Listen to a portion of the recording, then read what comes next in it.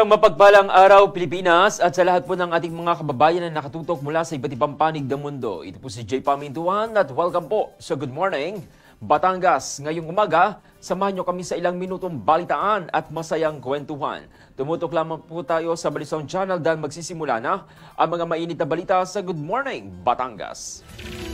Good morning, Batangas. Good morning, good morning, good morning, good morning, Batangas. Flash Report. Para sa ating unang balita, binigyan po ng Korte Suprema ng 10 araw ang Kongreso at si Executive Secretary Lucas Bersamin upang magkomento sa petisyon kumukwestiyon sa legalidad ng 2025 National Budget. Inihain po yan ni na dating ES at Senatorial Aspirant Vic Rodriguez, Representative Isidro Ungab at iba pa. Iginiit sa petisyon na labag sa konstitusyon ng General Appropriations Act or GAA dahil sa nadiskubring blankong item sa bicameral report. Kakulangan ng pondo para sa PhilHealth at labis na appropriations na lampas sa rekomendasyon ng Pangulo. Nag-ugat ang usapin matapos ibunyag ni Congressman Ungab sa isang podcast ang nawawalang pondo sa Department of Agriculture at Unprogram Appropriations. Tinawag naman ni dating Pangulong Rodrigo Duterte na invalid ang budget dahil sa blank spaces. Bagamat kinumpirma ni Representative Stella Kimbo ang blank items, nilinaw niyang natukoy na ito bago lagdaan ang BICAM report. Samantala, iginiit naman ni Pangulong Ferdinand Marcos Jr. na walang blankong pahina sa kanyang pinirmahang 2025 GAA. Samantala, naitala naman po ng Philippine Statistics Authority or PSA ang inflation rate ng bansa noong Enero 2025 sa 2.9%. Kapareho po yan ang naitala noong December 2024. Ngunit bahagyang mas mataas pa sa 2.8% noong Enero 2024. Ayon po kay PSA Chief Claire Dennis Mapa, ang pagtaas po ng presyo ng pagkain, non-alcoholic beverages, pabahay, tubig, kuryente, gas at restaurant services ang pangunahing nag-ambag sa inflation. Ang food inflation naman ay umabot sa 4.0%. Bunsod po yan ang pagtaas sa presyo ng karne, isda at gulay, partikular na ang kamatis dahil sa epekto ng mga nagdaang bagyo. Gayunpaman, napigilan nito ng pagbaba ng presyo ng bigas na may 12.3% na inflation rate, ang pinakamababa sa mahigit 4 na taon. Sa kabila nito, nananatili pa rin po ang inflation sa loob ng target range ng Administrasyong Marcos na 2% hanggang 4%. Sa iba pang balita, pinangunahan po ni Ilocos Norte Representative Sandro Marcos at mahigit 200 mambabatas ang paghahain ng impeachment complaint laban kay Vice President Sara Duterte. Ayon sa ulat, naganap po ang lagdaan ng impeachment complaint sa isang House caucus nitong Miyerkules, Pebrero 5. Umabot po yan sa 215 mambabatas ang pumirma sa reklamo na higit pa sa kinakailangang 1/3 ng mga miyembro upang umusad ang proseso patungo sa Senado. Sa kasaysayan, si Vice President Sara Duterte ang posibleng maging unang vice presidente na ma-impeach. Samantala, nag-ugat umano ang galit ni Representative Marcos kay VP Sara matapos ang pahayag nito na ipapatapon niya sa West Philippine Sea ang labi ng kanyang lolo. Maring itinulog sa naman ni Davao City 1st District Representative Paulo Duterte ang impeachment laban kay VP Duterte na tinawag niyang politically motivated. Nilinaw naman po ni Senate President Chis Escudero na wala pang anumang paghahanda ang Senado kaugnay ng impeachment proceedings matapos aprobahan ng Kamara ang reklamong impeachment laban kay VP Duterte.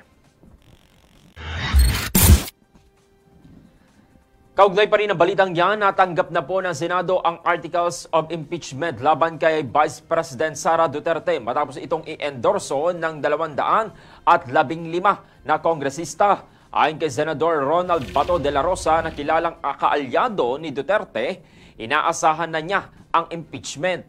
Giit niya, ito ay isang political exercise ngunit bilang senator judge, mananatili siyang patas. Dahil huling araw na ng sesyon, posibleng matalakay ito sa Senado sa Hunyo o pagkatapos ng eleksyon. Tiniyak naman po ng Kamara na handa na ang kanilang mga prosecutor sakaling ma-convene ang Senado para sa impeachment trial. Samantala, ayaw munang magkomento ni BP Duterte kaugnay ng pag-impeach sa kanya ng Kamara. Aniya, gusto muna niyang mabasa ang kopya ng impeachment complaint. Trigger warning po, isang sensitibong balita, isang babae po ang winakasan ang sariling buhay matapos umanong tumalon sa tulay ng Barangay Pulo, San Antonio, Quezon nitong Martes ng umaga, bandang alas 8. Ayon po sa San Antonio Municipal Police Station, natagpuan po ang labi ng biktima na nakasuot ng maroon na jacket na may hood, maong na pants at may dalang violet na sling bag. Patuloy naman ang follow-up investigation upang malaman ang tunay na dahilan ng kanyang pagkamatay. Humihingi naman na rin ng tulong ang pulisya sa Crime Scene of Operatives o SOCO para sa masusing investigasyon.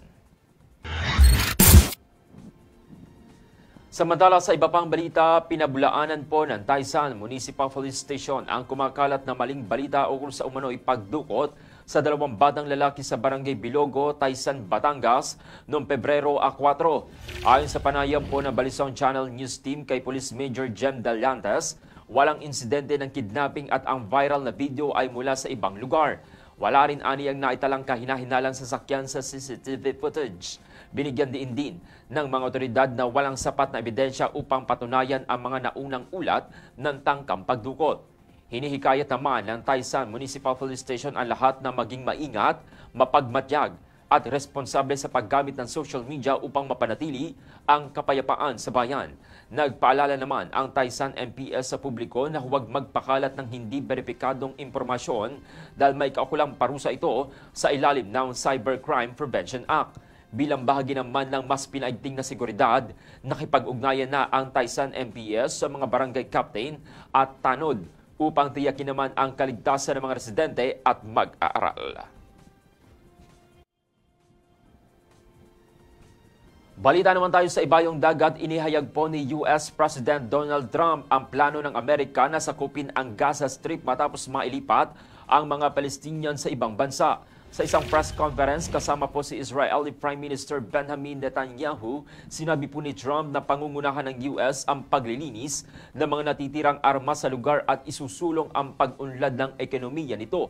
Ayon kay Trump, layunin niyang gawing masiglang lugar ang Gaza, lilikha ng libu-libong trabaho at magiging modelo ng kaunlaran sa Middle East. Pinuri naman ni Netanyahu ang plano na tinawag niyang isang bago at sariwang idea. Gayunpaman, hindi idinetalye ni Trump kung paano isasagawa ang resettlement ng mga Palestinian.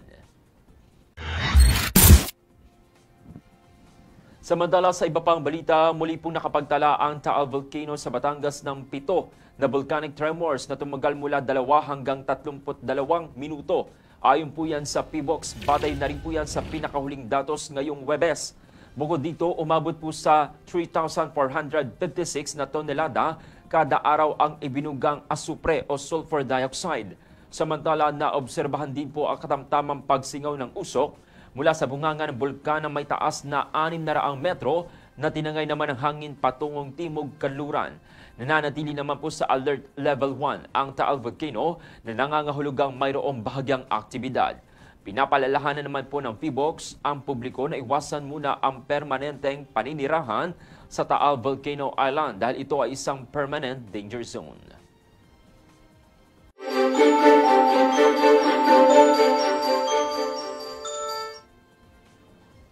At ngayon naman ay dumako na tayo sa ating ulat panahon. Happy Thursday po mga kabalisong. Inaasahan po na magdadala ng maulap na kalangitan na may kalat-kalat na mga pag-ulan at pulo-pulo mga pagkilat at pagkulog ang shoreline sa Visayas ngayong araw po ng Huwebes. Ayon po yan mismo sa Pag-asa. Maapektuhan din po nito ang Catanduanes, Albay, Sorsogon, Masbate, Romblon, Dinagat Islands at Surigao del Norte. Samantala, mararanasan naman po ang epekto ng Northeast Monsoon o Amihan sa Cagayan Valley, Aurora, Quezon at iba pang bahagi ng Bicol Region. kung saan asahan rin po ang maulap na panahon na may kasamang mga pag-ulan. Dito naman po sa parte ng Metro Manila at natitirang bahagi po ng Luzon, magdudulot din po yan ng amihan ng bahagyang maulap hanggang sa maulap na kalangitan na may mga panakanakang mga pag-ulan. Bukod dito, magdadala rin po yan ng mga maulap na kalangitan na may mga kalat-kalat na mga pag-ulan at pagkidlat pagkulog ang Intertropical Convergence Zone or ITCZ sa Davao Region at nalalabing bahagi po ng Caraga. Samantala, asahan din po ang bahagyang maulap hanggang sa maulap na panahon na may mga pulupulong mga pag-ulan o pagkulog, pagkidlat sa iba pang bahagi ng Mindanao. Pinapayuhan naman po ang publiko na magdala ng panangga sa ulan at maging alerto sa posibleng pagbaha at pagguho ng lupa lalo na po sa mga mabababang lugar.